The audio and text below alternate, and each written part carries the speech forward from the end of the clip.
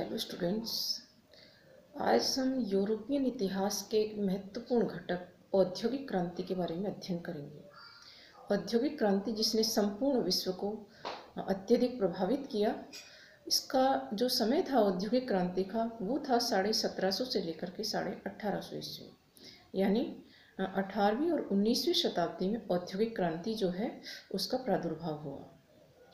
18वीं शताब्दी के मध्य से लेकर 19वीं शताब्दी के मध्य तक इंग्लैंड में कुछ ऐसे परिवर्तन हुए, यूरोप में और उसके साथ साथ इंग्लैंड में विशेष रूप से कुछ ऐसे परिवर्तन हुए जिनकी वजह से वहाँ उत्पादन की फैक्ट्री पद्धति चालू हो गई। वस्तु के उत्पादन और निर्माण में मानवीय श्रम की प्रधानता के स्थान पर नवीन आविष्कृत मशीनों का प्रयोग होने लगा। शक्ति चालित उपकरणों से बड़ी मात्रा में उत्पादन होने लगा। इस तरह संपूर्ण अर्थव्यवस्था ने एक नई करवट ली और इतिहासकारों ने इसे औद्योगिक क्रांति की संज्ञा दी। औद्योगिक क्रांति जो है हाथ से काम के बजाय मशीन से काम लेने का परिवर्तन था। यह उत्पादन की घरेलू प्रणाली के स्थान पर फैक्ट्री प्रणाली का परिवर्तन था। 18वीं शताब्दी के उत्तरार्ध में आरंभ हुए आर्थिक परिवर्तनों को औद्योगिक क्रांति की संज्ञा तो J.S. मिल ने, कार्ल मार्क्स और एंगल्स ने दी थी, लेकिन औद्योगिक क्रांति शब्द की विस्तृत, विशद और गहन व्याख्या अर्नोल्ड टॉयनबी ने दी थी 1880-81 में। जब उन्होंने ऑक्सफोर्ड विश्वविद्यालय में अपना व्याख्यान दिया, उस समय उन्होंने औद्योगिक क्रांति शब्द की विशद चर्चा की थी। अर्नोल्ड टॉयनबी के अनुसार 1750 से लेकर के 1850 ईस्वी के बीच में जनसंख्या में तेजी से वृद्धि हुई, कृषि पद्धति का आधुनिकीकरण हुआ और अकस्मात ऐसे आविष्कार हुए जिससे शक्तिशाली मशीनें बनी और फिर उनसे कारखानों में वस्तुओं का उत्पादन होने लगा। ये जो सारी घटनाएं थी वो क्रांतिकारी थी, अतः इन्हें औद्योगिक क्रांति की संज्ञा देना उचित माना गया। अर्नोल्ड टॉयनबी ने अपनी बुक लिखी थी लेक्चर्स ऑन इंडस्ट्रियल रिवॉल्यूशन। अब देखते हैं औद्योगिक क्रांति जो है यूरोप में तो हुई बाद में, लेकिन इससे पहले सर्वप्रथम हुई थी इंग्लैंड में। औद्योगिक क्रांति इंग्लैंड में क्यों हुई, इसके कुछ कारण थे, तो हम एक एक कारणों को देखते हैं। सर्वप्रथम औद्योगिक क्रांति इंग्लैंड में हुई, इसका पहला कारण ये था कि इंग्लैंड का समुद्री व्यापार जो है उन्नत था, उसके पास अच्छे अच्छे बंदरगाह थे, इससे व्यापार को प्रोत्साहन मिला। दूसरा कारण इंग्लैंड में औद्योगिक क्रांति का था कि इंग्लैंड के पास विस्तृत औपनिवेशिक साम्राज्य था, जहाँ से उद्योगों के लिए कच्चा माल आसानी से मिल जाता था और तैयार माल जो है वहाँ पर बिक जाता था।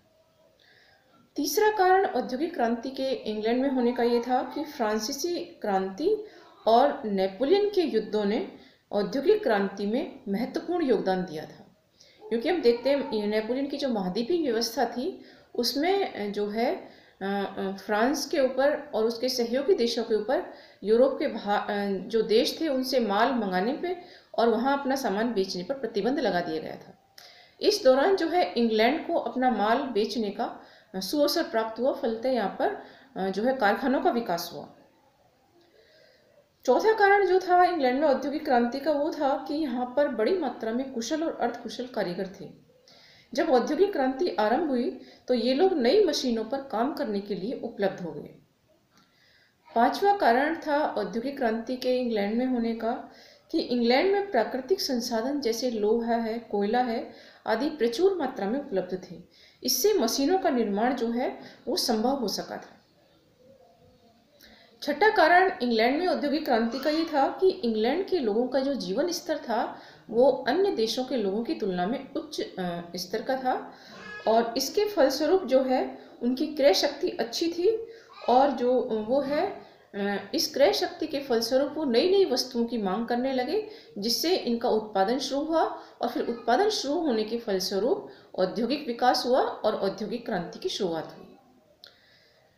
दूसरा कारण था इंग्लैंड में औद्योगिक क्रांति का कि यहाँ का जो बैंकिंग सिस्टम था, बैंकिंग प्रणाली थी वो विकसित थी, उद्योगपतियों को पूंजी के लेन देन में सुविधा थी, इसलिए यहाँ पर उद्योगों का विकास हुआ। जो अगला कारण है औद्योगिक क्रांति के इंग्लैंड में होने का वो ये था कि इंग्लैंड की भौगोलिक स्थिति थी वो काफ़ी अच्छी थी, वो चारों तरफ से समुद्र से घिरा हुआ था, जिसके कारण बाह्य आक्रमणों से सुरक्षित था तथा जो है साथ ही ये बंदरगाहों से भी जुड़ा हुआ था। इससे यहाँ औद्योगिक क्रांति सबसे पहले संभव हो पाई। अगला कारण था इंग्लैंड में औद्योगिक क्रांति का वो था कि इंग्लैंड में अन्य देशों की तुलना में आंतरिक शांति और व्यवस्था थी। दूसरे देश जो थे इस समय गृह युद्धों में से त्रस्त थे, साथ ही जो है वहाँ पर बाह्य आक्रमणों का भी भय था। इसलिए इनकी तुलना में इंग्लैंड में शांति थी, जिसकी वजह से औद्योगिक क्रांति इंग्लैंड में संभव हुई।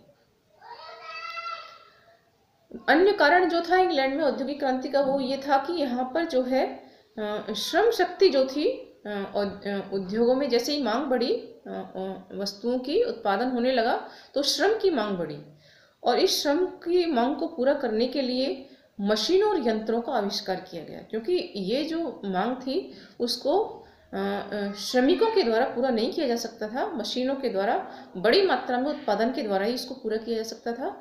तो इस तरह मशीनों के द्वारा उत्पादन शुरू किया गया, मशीनों का आविष्कार हुआ, जिसके फलस्वरूप औद्योगिक क्रांति सर्वप्रथम इंग्लैंड में हुई।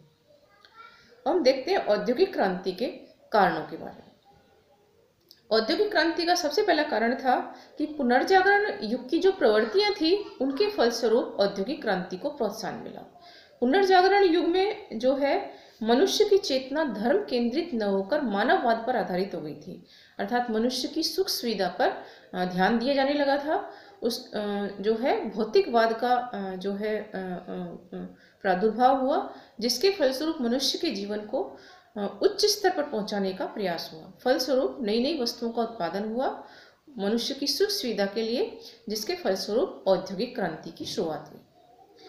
इसके बाद में औद्योगिक क्रांति जो है उसका दूसरा कारण ये था कि इस समय 16वीं और 17वीं शताब्दी में यूरोप में साहसी नाविकों ने